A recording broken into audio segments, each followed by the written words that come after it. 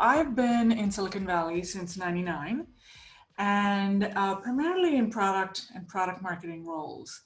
And in 2001, I had the opportunity to join eBay. And back then, if you recall, there was Yahoo, Netscape and the browser enabled us to get on board, get on the internet, and Yahoo allowed us to search the internet. But eBay was really like the first company that allowed people to transact on the internet. And by allowing people to transact on the internet, they allowed people and individuals to create a whole new way to have a business. And it really opened up the idea of um, economic accessibility and democratizing access to economic accessibility. Because until then, you could start something local, but you didn't have access to the world. And so, it seems so normal to think about it now when we live in the creator economy and we all have access to the world and we can all sell our thoughts and ideas and our items to anyone, anywhere. But back then it was really this thought of like, wait, I can talk to someone on the other side of the planet, or I can talk to someone on the other side of the country and I could sell them something and they're going to buy it sight unseen, just looking at a picture, and they're going to trust me, this person they've never met and they can't come really back to. So it really opened up this world. And as I worked there, we were all just so energized by this idea and by having a real impact on the sellers and the buyers who were creating a marketplace for the first time ever. And so that to me was, as I mentioned yesterday, both the idea of community, but also really the idea of, wow, this is the future of work. Anyone who has a good idea can come up with something and sell it and create a lifestyle and a way that they could live off this idea that they had. And so, both of those trends have stayed with me. And I think it's like just the way our world has become now, and we're going to keep accelerating into that. Thank you, Shripriya. Before I hand it off to Jonathan, I want to share a quick visual that we have been working on. It'd be great to get feedback on this as much as explain it to you. This is a work in progress. This is essentially kind of represents our current thinking, Spero's current thinking about the future of work. So in the past, I would say we sort of had two buckets where we had like automation on one side where, it was like AI and robotics tools that were basically replacing humans. And then we had this other section of our future of work investing activity that was basically looking for ways to support workers to adapt to the changing nature of work. And in the last couple of months, we've sort of sharpened the pencil on that and now see this as sort of a continuum where both companies and jobs are kind of moving, mostly from right to left on this chart, but not always. And let me kind of walk through this quickly. We're basically seeing the least human intensive opportunities emerging in this sort of full scale automation bucket. So these, like I said, tend to be AI and robotics plays that will ultimately replace humans in order to increase productivity, reduce cost, and also improve quality and consistency. And I think initially we're seeing these in physically difficult jobs, in dangerous jobs, and also in jobs where there's a constrained labor supply. Moving to the right, augment is actually very similar in the value prop to automate. But instead of automating everything that a human used to do, companies are automating bits and pieces. So we're basically taking the lower skill or more repetitive aspects of a specific job and automating those and leaving kind of the higher skill things for the individual to do, ideally more efficiently. Next is organized. I think this is where like eBay sort of defined the category very early on. Companies like Uber and Lyft are obviously huge players here. These are basically software platforms that are both unlocking new sources of supply in these markets, as well as enabling easy discovering and matching between supply and demand. They're also often providing a lot of back-end tools to make things like payments a lot more seamless. Historically, this has been a lot of the sort of lower skill gig work. And I think our expectation is that we'll continue to see higher and higher skill opportunities in this type of framework as quality assessment and verification improves. That brings me to verification, which is the next prong here, which is super closely related to organized and in a lot of ways foundational to building the next generation of companies here. This includes everything from sort of basic identity verification, that I am who I say I am, and that I've done what I say I've done, to work history and quality service ratings. And then the next one here is almost a more intense version of verification, which we're calling up-leveling. And so instead of looking at someone's historical activity to determine whether or not they can do a job, you're actually up-leveling them. You're actually intervening through education or testing or some kind of apprenticeship to make sure that they're able to do the thing that they say they can do. And then the last piece is kind of an interesting one. The visual, is sort of meant to represent, it's both a vertical opportunity and sort of a cross-cutting horizontal. I'm going to ask Jonathan to jump in and talk about the different tools we're seeing in this Connect bucket. Great. Thanks, Sarah. I think that's a great point in terms of, there's two dimensions one of which you can see here loosely, which is that you can have each of these categories verticalized, but some of them apply horizontally. And I think that's also a model that's very much interesting to venture capitalists, because that's when you really do unlock large addressable markets. You then are touching the lives and impacting the lives of potentially orders of magnitude more people. And an example of this would be like a chat application that just serve the needs of nurses, for example, or engineers, versus something like Slack, which is completely horizontally applicable and can be used in virtually any industry. Of course, you don't have like the specific domain-specific features, which you may need in certain domains. For example, to use just the hypothetical nurse chat app example, perhaps there's some features where it would let you collaborate on scheduling, or on which patient had X, Y, or Z vital sign, or other sorts of data point that would often be shared, but only in that domain. However, something like Slack gets you 80%, if not more, along that route. So we also see this too, I think, especially in the augment category. There were some great questions yesterday about no code and low code, and those are specific examples of tools which can apply across domains, across industries, because engineering as a function, especially software development, is something that is universal. Of course, you have different verticalized needs. Some industry might have a need for like self-driving cars. You're going to have needs for hardware engineering. You're going to have needs for specific computer vision and machine learning engineers who have specific experience. However, just building software in general, that's something that every function in every industry draws upon. Thank you, Jonathan. Before we jump to audience questions, I wanted to call out another sort of feature that we've been talking about as a team, which is the intersection of these future of work opportunities with our product-led community thesis. I don't know how many of you joined us yesterday at lunchtime. That was the topic of that panel. But we are seeing quite a few interesting sort of crossovers where software tools are serving a single player mode, but then becoming this sort of rich community of people who are helping one another, people who are enriching the product, Stack Overflow, GitHub, these are excellent examples here. Shripriya, talk to us a little bit about what you're seeing in that kind of crossover area.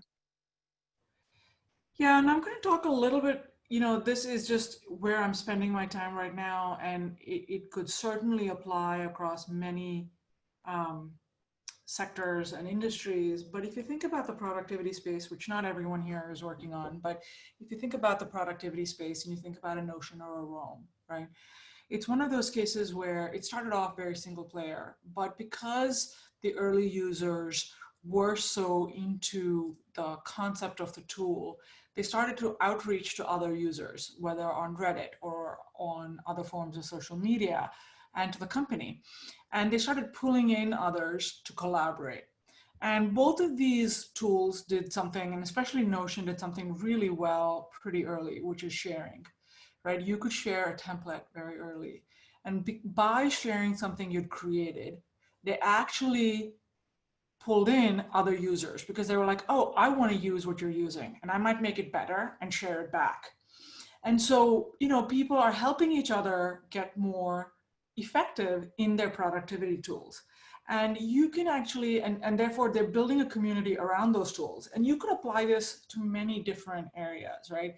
Anytime there is, the user is able to share or change the product in a way, um, community, you can start attracting community.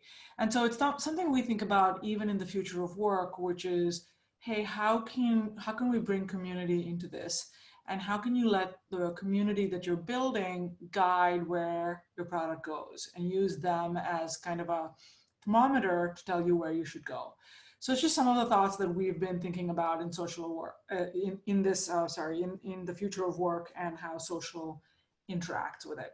Now, it doesn't apply to every case, right? If it's deeply private information, like, your clothing size or your medical history or, where your children are getting educated, you may not want to share it. So, nothing we say is a one size fits all. It's just relevant to the examples that we are talking about. So I'll just put that out there. Thanks, Shripriya. I have one more question, but while I get that teed up, anyone with questions for the group, feel free to drop them into the Zoom chat.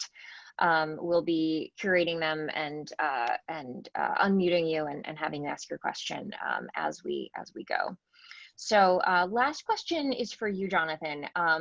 I know you've been spending a lot of time thinking about different layers of abstraction within the future of work, different tooling like no code and NLP, NLU voice interfaces.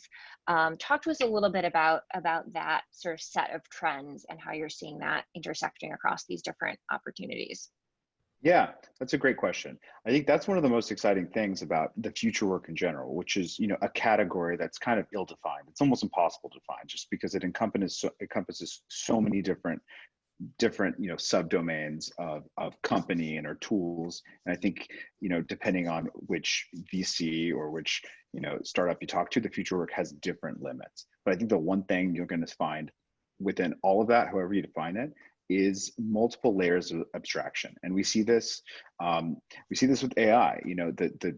There's many early stage startups right now, which are basically at the core of their product is just another layer or two of abstraction over the complexity of creating AI. And so just to kind of explain the concept of abstraction, what you're doing is you're really just abstracting away the complexity. So like a great example of this that, if you're old enough, you will have encountered is, if you remember, Microsoft DOS, right? Like that was the operating system.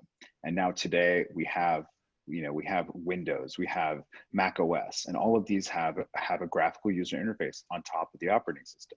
And so what in effect you did was abstract away the complexity of using a command line sort of interface like DOS, which is less accessible. There's a higher barrier, higher knowledge gap, and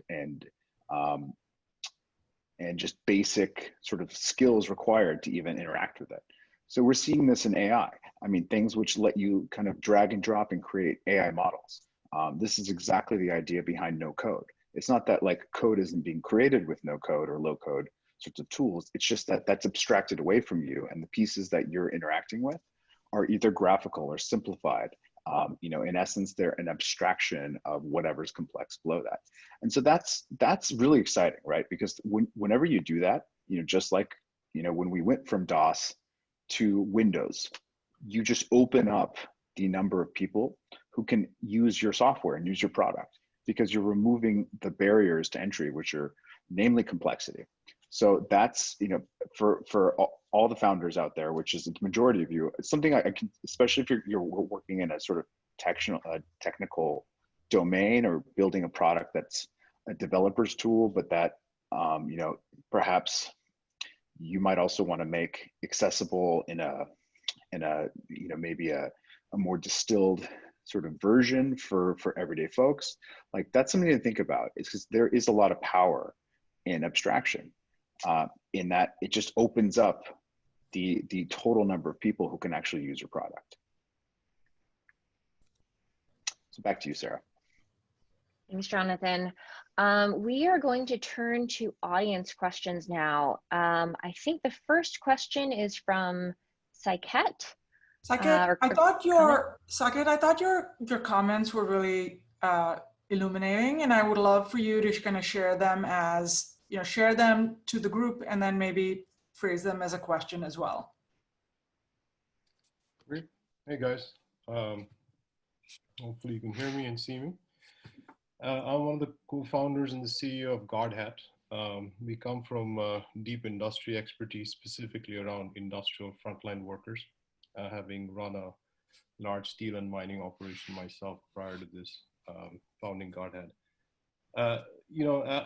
The couple of observations as we see in the world post-pandemic, COVID-19, you see a massive realignment, at least from our perspective, of workers' privacy needs, as well as employers' ability to safeguard operations, right? Today, if you look at the broad majority of industrial facilities, after reopening, they're quickly shutting down because of the fact that you have a lot of areas where employees are being detected by COVID-19. So lines are being shut down, operations going offline, so on and so forth. So there's a massive realignment between this concept of Big Brother watching over me versus employers basically, taking the foreground and kind of aligning those two together to achieve both livelihood as well as lives. So that's observation number one that we see constantly.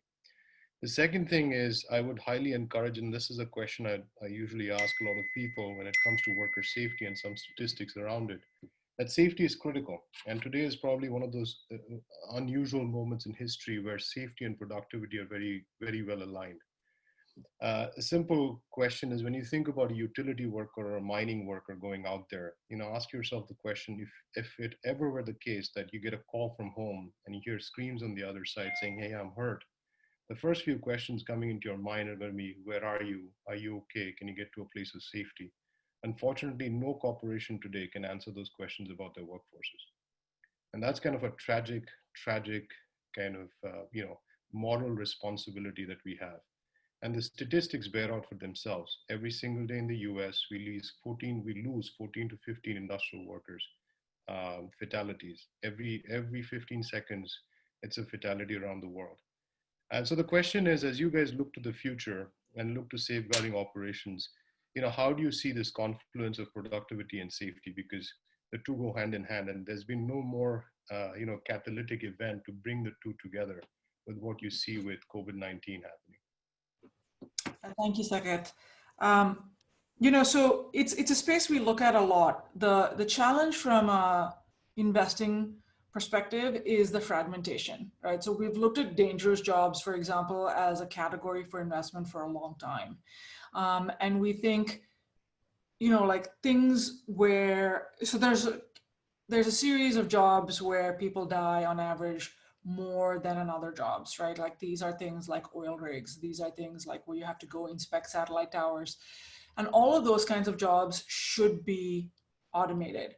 Now the challenge becomes, can you go past industries in this, right? And the answer is probably no.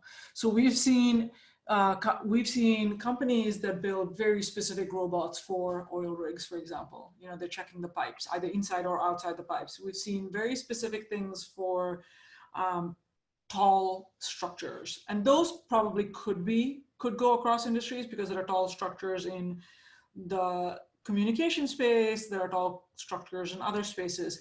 So we think this is going to be a huge area for improvement going forward. And we do think companies are going to try and help reduce the number of people who, who are affected by doing these jobs that none of us, have to consider as an option right now. Our jobs are very comfortable in the sense that we're sitting in front of our computer screens and we're on this call. But there are people for whom, they have to be out there to earn a paycheck, and they have to be out there even outside of COVID in a very difficult situation. Go ahead if you have a follow-up, and then we'll go on to another question. I think we need to unmute him. Oh, here. Yeah, that's a great point, Shripriya. And I think what I'd like to add to that is that if you look at the broad trend of what's happened post-China and in transfer of jobs from here, manufacturing jobs, especially from here to China, broadly speaking, that most Midwestern Rust Belt kind of economies are already cut to the bone, right? So if your car breaks down in the middle of the highway, there's no robot that's going to be able to get out there, frankly, or there are just some jobs that you cannot just take away. There have to be people who have to go out there and serve it. And to a certain extent, over the last 15, 20, 30 years, we've seen ourselves cut ourselves to the bone as much as possible in terms of the fat being removed. So you're absolutely spot on. Automation is a big trend. It'll continue to be the trend. And frankly, digitization is the answer for us to go there. In fact, we couldn't even imagine what we're doing right now with what you guys are doing. Fantastic, by the way, great job at what you've organized 15 years back. And so, there's going to be, that being said, there's going to be a certain amount of people still who are probably going to be affected directly with occupations that just can't be automated. It's true. Thank you very much. That was great. Thank you, Saket. Really appreciate it. For question 2, we're going to combine these questions, but let's just ask 2 people to ask the questions. Could we ask Stephanie to speak first, and then we're going to ask Craig to speak as well. But Stephanie, let's go first. Hi, absolutely. Good afternoon. Thank you for the conversation thus far. The question I had today was, we've talked a lot about the future of work and how the technology that we have is changing the work itself, but not necessarily about the worker, the individual. Can you all speak a little bit about what you're seeing in that space, in that category? Yeah, and thank you so much, Stephanie. And Craig, do you want to jump in on a similar theme? Yeah, I could. I mean, my question was really more, what's the nature of the firm going forward? Is everybody going to be a freelancer? Yeah. So Sarah, do you want to jump in there? Sure. And, I think, Stephanie, your question about like the worker and then this idea of like a firmless future are so connected because, yeah. I'm not sure that we have a perspective on the firm actually going away. I mean, I think your reference to Coast and Benkler is super relevant there. And, you think about these transaction costs of, operating within large organizations are really declining with technology. And so you could see a case for, kind of a networked group of people who pop in for a specific task and pop out, when they are no longer needed. But I think more than that, where we do have conviction is that a lot of the jobs of the firm of like upskilling the worker, of helping them navigate sort of their career path, of mentoring them, of, figuring out the appropriate compensation, all of those things I think are slowly, and in some cases less slowly, transitioning from the firm's responsibilities to the individual worker's responsibilities. So, we have an investment in a company called Skillshare, which is a platform for people to teach and learn. And their target market is really this creative professional, so designers and developers. And there, I think it's a perfect sort of microcosm for this trend where people are attached to a firm in some cases for many years, but there's no one else at that firm who knows the specific software that they're working on or the specific projects that they're aiming for. And so they're going out to find tools like Skillshare and up leveling themselves on their own, and in some cases developing sort of a rich community around them to help get them to where they need to be. And I think that's certainly the future of the worker that we believe in is like, it's a much more empowered worker with a huge menu of tools, you know, and empowered is sort of the positive way to think about it. I think, you know, in some cases it's quite scary because the worker has a lot more that they have to navigate in terms of, you know, all of these features that HR kind of handled 20 or 30 years ago. Yeah. So, you know, I'd love to hear your thoughts on that. And it seems like you've been thinking about this firmless future as well.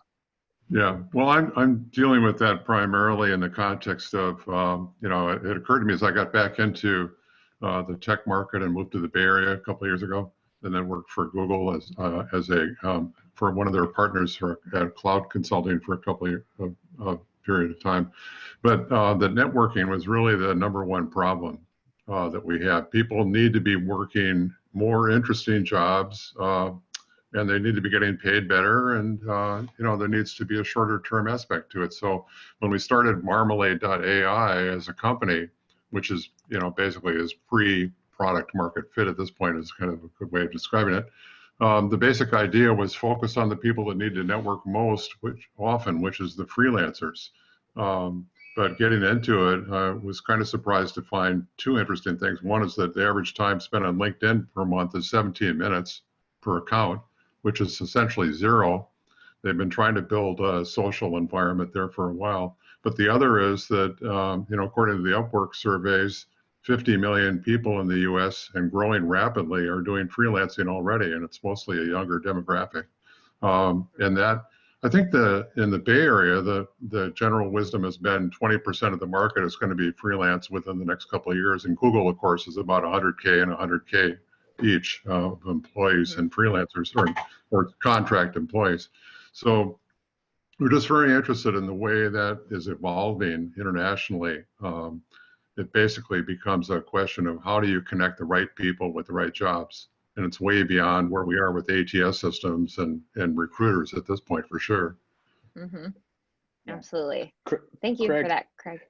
Yeah, that's really interesting. And so it's actually something you know, I've been thinking about a lot too. It's really kind of the more decentralized nature of the firm on one hand, and the other is just kind of really the professional services that are typically consumed around, you know, a larger corporate like Google, for example. You know, which sorts of functions are disintermediated from the like parent corporation and then put in the hands of a third-party contractor. Like we are seeing more and more of that. It is, you know, it's a cheaper pattern for the Google to do that. It's not necessarily the best thing, you know, for the workers, because then those are folks who had a full-time position, you know, at Google versus being a contractor. Then they might share in the equity, for example, in terms of their compensation and things like that.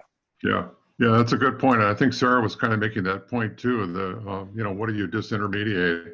And one of the main reasons that the freelancers union, which started out from New York 10 or 15 years ago, it's gotten fairly big, really was to have health insurance for people that are freelancing. It's exactly that kind of thing. Yeah, exactly.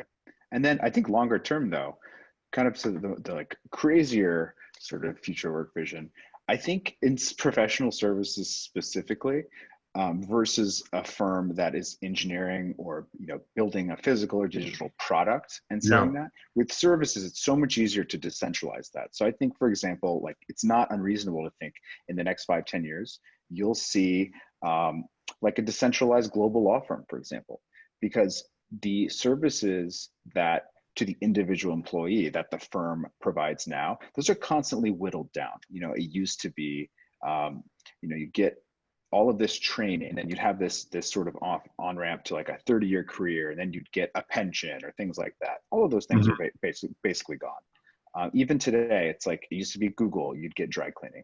Those things are gone too, all these fringe benefits. So like for people like us, like, you know, for venture capitalists, if we didn't have the firm, well, what you'd have to do is you'd be managing basically all of the functions on your own. You'd have to fundraise, you'd have to manage your brand. So you have to manage brand, marketing, you know, deal flow, all of these back office. And so, you know, we're at the point now where productivity tools have increased to the point and gotten so good, especially automating away all of you know, those functions, that you are seeing the rise of folks who can on their own accomplish what would take a small firm to do. And so that's why I think this is a pattern which is kind of laying the pathway for there to be like a decentralized McKinsey or BCG or, you know, global law firm in the future, just because they all don't need all that much now from the parent firm. Yeah, I know. I keep going back and forth between the internet is basically a winner take all kind of, you know, marketplace and disintermediation. Yeah, exactly. Which is it? You know, it's So, one or the other.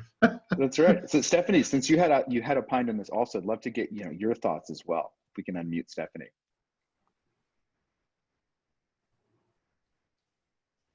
Thank you. Thank you. And I think if they were trying to unmute me before, and of course, someone knocked on my door and my dog started barking. There's something really, really interesting about this entire space.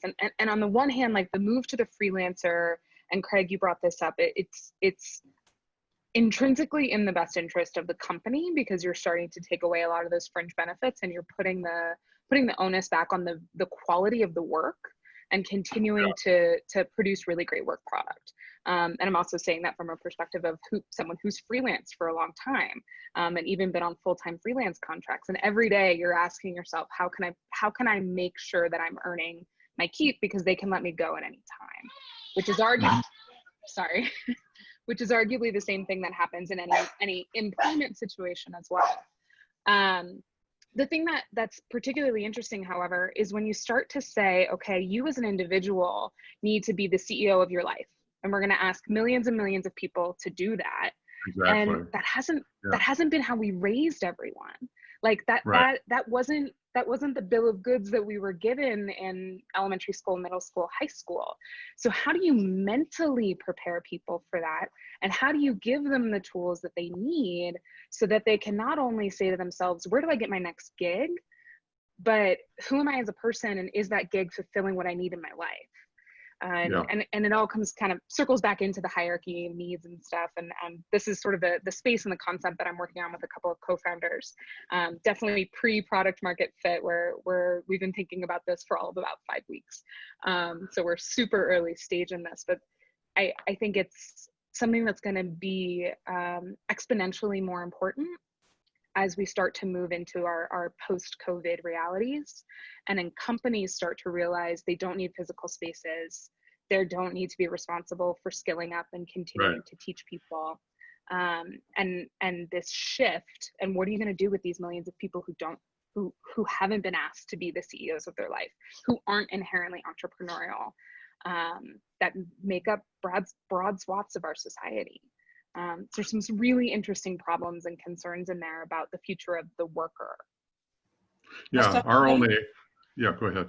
Sorry, Craig. Stephanie, that is a great point, you know, and we started to see this trend when gig work started coming up, right? Because it was like, oh, do you have a side hustle? And that became a thing. And then it became that you almost had to do more than one thing in order to either survive or to really establish yourself, right? You had to do like this concept of, you have to juggle more than one thing. And I think that's becoming more and more of the norm. And companies, you know, the concept of like you work at a place 5 years or 3 years is going away, right? People are hiring contract because you don't have to deal with health insurance, you don't have to deal. So the person has to be looking out for them. The individual worker, as you say, has to be looking out for themselves. They have to understand how health insurance works and how, you know, building a brand works and how, you know, paying your taxes in this new world works, and all of these things that, as you said, we've not been raised to do, but I think is going to become more of the norm. So, and I think the kids who are now in middle school get that, right? Because there are kids in middle school who now are building their brand YouTube channels. They're 10, 11, and 12 years old. It's amazing. But I think the people who are in the workforce right now, who weren't raised that way, need a crash course in this, because whether they like it or not, and COVID didn't start this, it just zoomed to the end much faster than society is used. And that is the challenge. I'm just going to go to the next person because we have 3 other great people who are asking questions. Cool. Jeff, why don't you ask your question, and then we'll follow up with Liani and then Craig. So Jeff, sample? Perfect. Can you guys hear me? Yes. Great. Super interesting. And Stephanie, I pinged you on Slack because I would love to chat with you, because we're also I think as a lot of people are actually touching this gig work, but this is great. And thank you guys so much for putting this on. So I'm Jeff. I'm the founder of a super starter, as we call them, called Boost Factory, which is working on helping people get real life experience through hands-on projects as through a community. My question is, as you guys are so connected to this in the future of work, what do you guys think from an innovation perspective is actually going to stick versus what we think is a fad, right? Like there's so much going on here, and this might only last for 2 years. And it's, as you just said, Shripriya, it's certainly an accelerant, right, for a lot of this. But what do we think actually might have the stickiness to build the longevity of a company or a product that that you might be working on now, versus where should we be kind of potentially cautious of not diving too deep into the waters? I'll take a crack at this and then would love others to jump in. You know, as we've thought about where, you know, a lot of the talk recently has been about remote and the tools and you know, platforms that are allowing us to kind of work more efficiently remotely. And our perspective is, I think it's going to vary a lot by the job and the industry. So in some, you know, the incentives on the positive side, you have like, you know, potentially massive lifestyle benefits. People can live anywhere. People can, you know, minimize their commute. I think we're experiencing something which is like this massive geographic opening. Like no longer does it matter. I mean, this conference is sort of the perfect example of that. Like we used to have this in Redwood City, California, and it was 50 to 100 people. And now it's, you know, 1,000 people all over the world. Huge opportunity. I think, you know, we've all seen the articles about Google and Facebook and the potential huge savings they can have from not, you know, basically being massive real estate consumers. I think on the con side, you know, there's some functions that just are better done in person, and whoever goes back to doing that in person faster is going to be, you know, a little bit further ahead. So, you know, sales is one of those functions that I think being face to face, like over dinner or over a beer with someone, is almost like a human truth that you're going to build that connection a little bit stronger. You're probably going to close, you know, a couple more deals. And I think that's going to go back to sort of the pre-COVID way a bit more quickly. Now, I think all the infrastructure that we've laid will, you know, create sort of the opportunity for a lot of us to do, you know, this type of thing, you know, for a very long time. But our perspective, I think it's going to be a blend. And, you know, some jobs I think will look almost exactly like they did pre-COVID, and, you know, with sales being sort of one of the key examples, because there's just money to be made by, you know, going back to the way things were. And I don't think that the tools and technologies have really transformed, you know, they've taped and glued, so we can get those things done, but they haven't really like made it better than in person. So I think that's how I would think about it, is like, where is it actually better to do it offline? And you know, all these tools are making it, you know, that way for a lot of categories. What do you think? I mean, you're working in this field. No, I think it's really interesting, because like a big piece of what we're doing is really around team collaboration, right? And what and going to like the gig piece and the project work is we get a bunch of people in who are from different parts of the world, you know, hopefully are in similar time zones, and then we get them online and we have them try to start from scratch, and it kind of falls apart because there's no relationship there in the beginning, right? So we're like, God, if they were in a room, I bet this would go so much faster. And we're thinking about how we potentially like automate those pieces and help guide them and shape them, which is an interesting kind of product challenge in its own. But no, I mean, it is really interesting, because like I come from consulting background, which I can't imagine how people at Deloitte are doing this right now, since it's such a relationship based proposition, right? It's basically sales, right? 100%, right? It's 100% sales. And I'm like, what does consulting look like for the big guys now that it's like, oh wait, it's not all about the quality of the work, it's about that relationship that they've held for 20 years, right? No, so I think that resonates pretty deeply, and that makes a lot of sense as we're kind of thinking about through our product challenges, and seeing the interactions from people who haven't met each other before and are starting to work on something as personal as, say, work, right? So Thanks, Jeff, for that question, and Sarah for that. I also think, in addition to what Sarah said, which is some things are better in person, it's a huge opportunity for tech companies to build something that gets closer to the in-person interaction. And maybe it can't, but, you know, I never put it beyond people to innovate with how does it get more personal, even though we're remote. So let me jump to Liani for your question. Hi, everyone. Thanks for having this. It's been so insightful so far. So my question is really around solopreneurs, and especially in the post-COVID world, we're thinking about how to earn additional sources of income, becoming less reliant on the work. Are we still considering solopreneurship as part of the future of work? Because their day might still look the same as pre-COVID, but what we're seeing, there's more emphasis on using their side hustles, using what they're doing on the side, and as they become full-time, as more survival, I think, than it did before. So we'd just love your insights into how that plays out. Yeah, well, Liani, first of all, this is an amazing question because I think this is something that actually is not only relevant today, but will become a much bigger deal in the very near term. So from here to, let's say, 2 to 5 years out. So absolutely, solopreneurship is a part of what we would consider the future of work, and in fact, it's a part that's increasingly growing in its importance. We've seen this in COVID, how actually the rise of the creators or the solopreneurship class has been completely accelerated, just as a function of having lost your job, having to replace that income. That's why we invest in companies like Skillshare that allow people to come and teach a class. And this is not an exaggeration. There's people on Skillshare who do make 7 figures. So that's at least $1 million a year just by teaching on Skillshare, which is just, it's absolutely mind blowing to think about that. Especially when you think about what it was before. You could teach a class 1-to-1 or you could tutor 1-to-1. You could teach a class 1 to 20 or even 1 to 100 on Zoom, but you're never going to get that scale where you're going to be able to unlock life-changing income like that. And so we pay a lot of attention to the platforms and networks that allow people to monetize what they know and also distribute it in a way that gets to in front of tens of millions of people, which is not something possible to do before. So I also think it's impossible to talk about this without talking about Gen Z and the way Gen Z, which is this incredibly important generation that right now is anywhere between early college and the high school and just graduating college. Gen Z in the next 5 years will be the biggest segment of consumers in the world.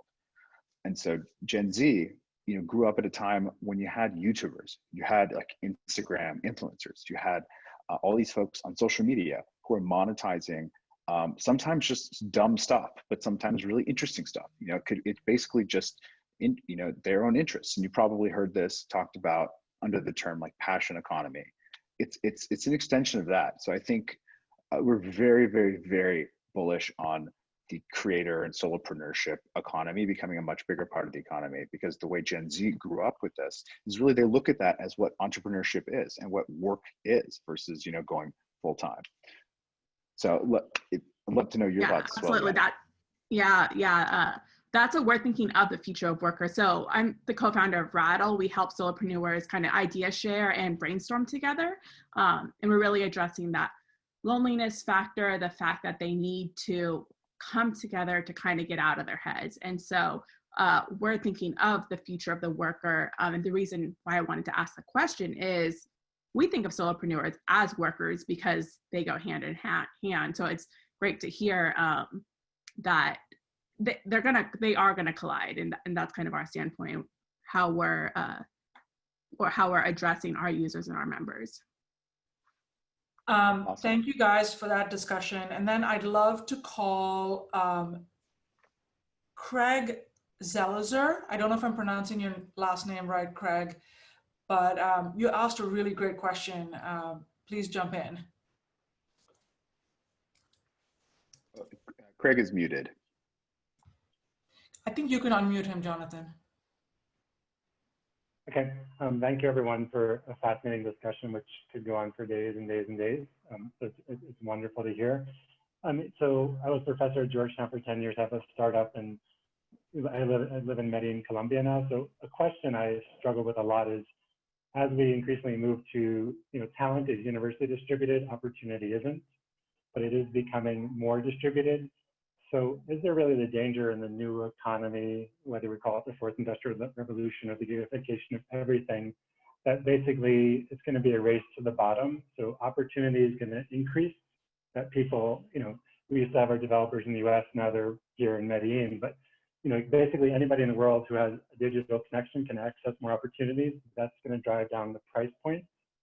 And with the gigification of everything, we're just going to lose benefits and security. And just to put this into context, we do a lot of career advising. And so every time I talk to somebody, I had 2 conversations today, I say, and it's for people around the world, particularly in the US, I'm finding people are coming out $100,000 to $200,000 in debt from grad programs to work in the social impact space, and they can't get jobs and they can't get benefits. So but what does this mean around the world? As we can hire people from anywhere, which is brilliant, but are we just going to drive down the price points and have no security for workers?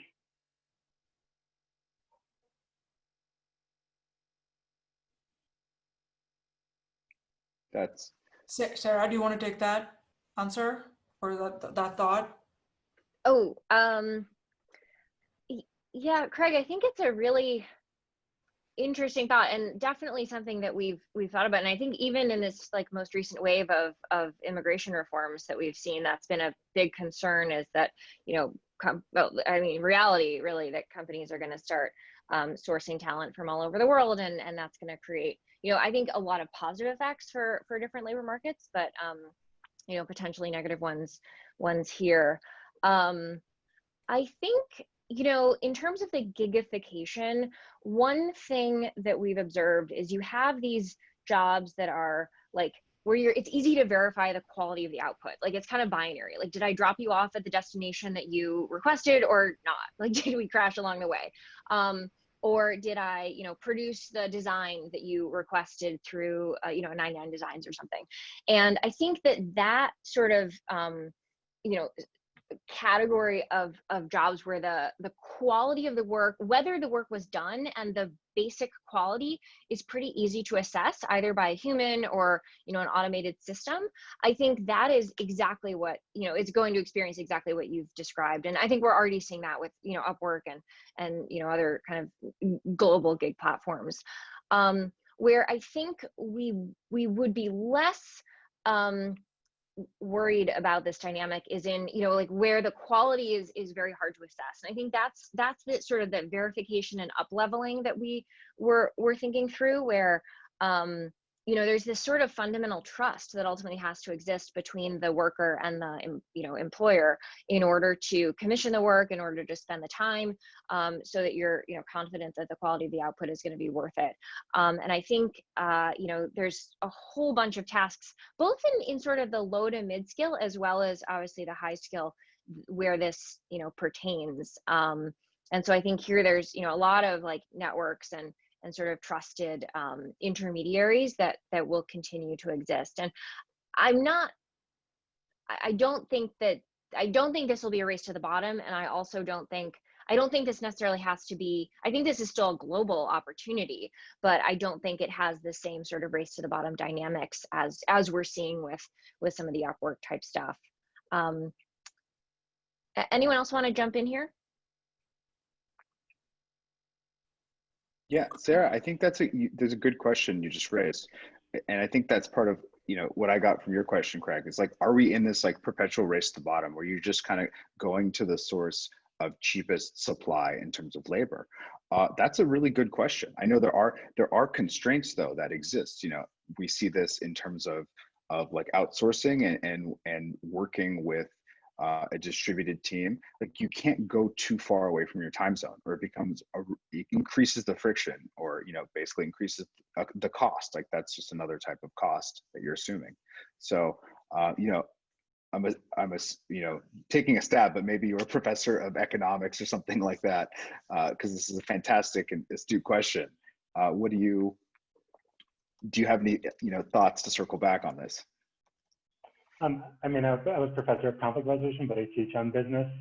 So I'm not, but I do think this is such a critical challenge in the gigification. I put another question, like, has Spero Ventures invested in like a fair trade version of a gig platform? You know, where you can say, because there's like there's a lot of gig platforms, but there's one that says we guarantee both quality and a fair wage, and that it'd be interesting. I haven't heard of that, but I'm not doing it. It'd be interesting to say, you know, we vet for quality, we take a certain percentage, and anyone who's on this platform, we guarantee they're getting above a living wage, either at a global level or their individual country. And I just wanted 2 other quick comments, because there's a lot of things. So one thing I've also found is a lot of people I talk to, as they start about hiring globally beyond gigification, but full-time, there's no global standard for benefits and how to do that. So if you're a US-based company, you hire someone in Thailand, what do you do about benefits? And it's a huge challenge. So anyway, it's a fascinating discussion. Thank you very much.